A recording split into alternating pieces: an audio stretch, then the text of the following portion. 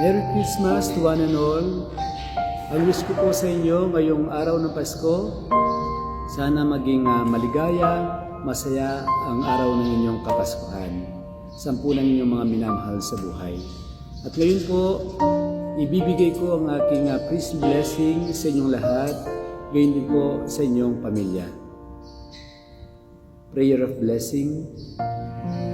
May the position of the priestly hands through the intercession of Our Lady of the Most Holy Rosary and with all the saints in heaven.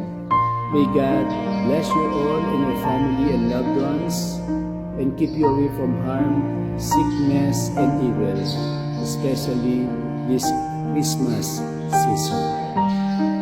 Amen. Again, Merry Christmas to one and all.